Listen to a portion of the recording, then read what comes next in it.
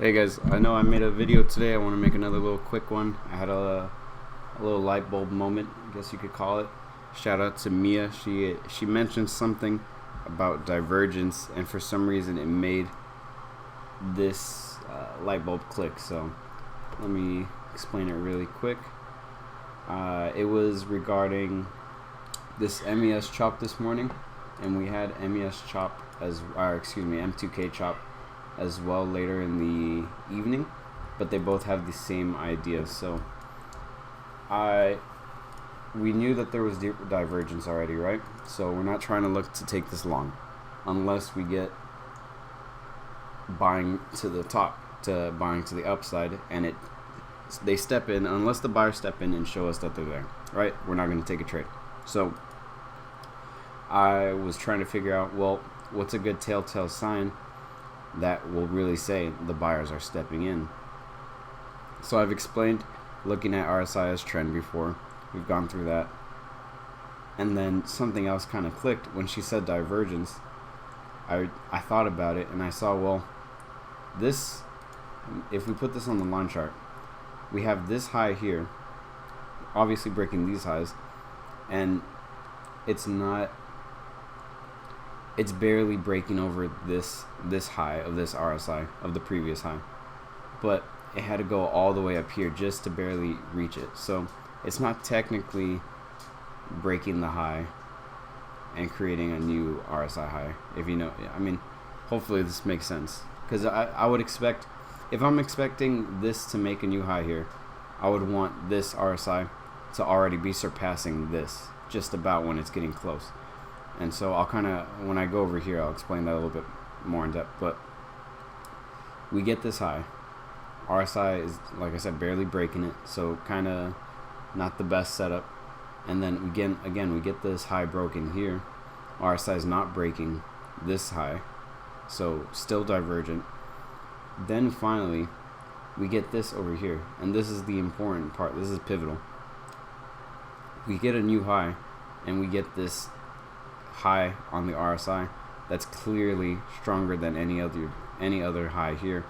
So it's a new high, it's a new candlestick high or a chart high, and this is the first one we get that we haven't gotten on any of these other ones. And the weird thing is, once we got this RSI signal, what happened next? The chart just went up. So it was a 3CR, so whenever we get 3CR, we have to wait for the pullback. So 3CR here, we get the pullback, and then we get our trigger to enter right here once it breaks the 20 level. And price went up. Price just went. So I hope that makes sense. And we wouldn't, although the 3CR closed here and we pulled back here with the wick, we didn't get this close of this RSI until the end of this candle, so we had to wait till this candle opened. So this candle pulled back, and then once this 20 level broke, now we're finally seeing buyers stepping in that are in line with a new candlestick high or chart high. So we get the pullback, get the 20 level break, get in, price goes. I think this might be a little confusing, so you might have to rewatch this. Let me explain the same idea on M2K, and maybe it makes a little bit more sense.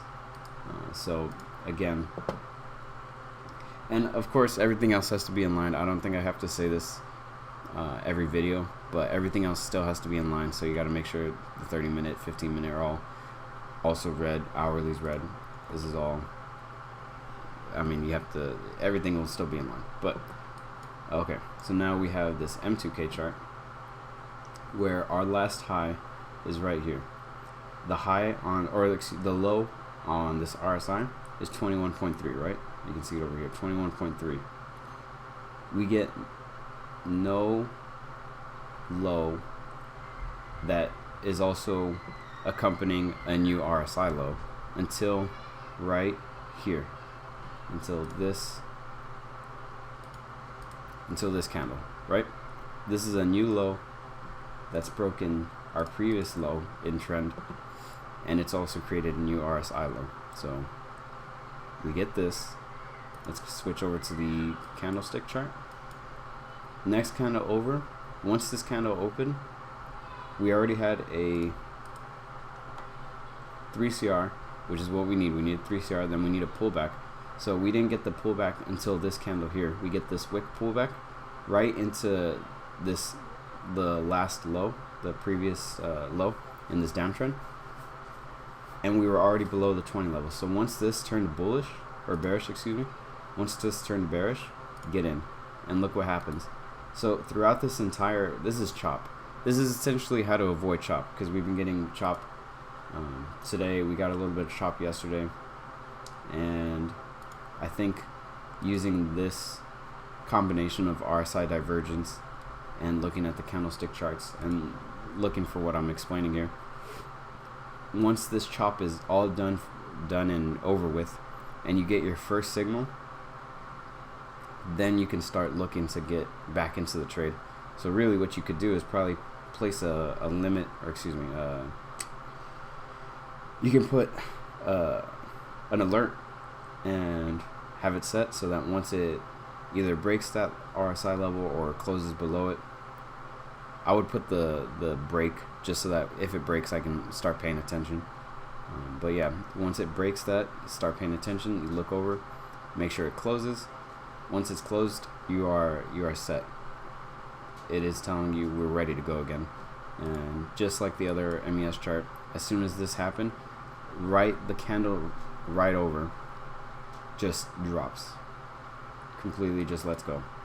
So I think this is a good way to avoid chop and get in at the best possible moment, because that's always our goal, is always trying to get in right at the exact time that momentum steps in, because those are the best moves, best trades. Hopefully this video is not too long.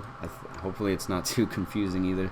Again, like always, if you guys have questions, please ask me. I will respond and try to clarify anything that may have been a little vague.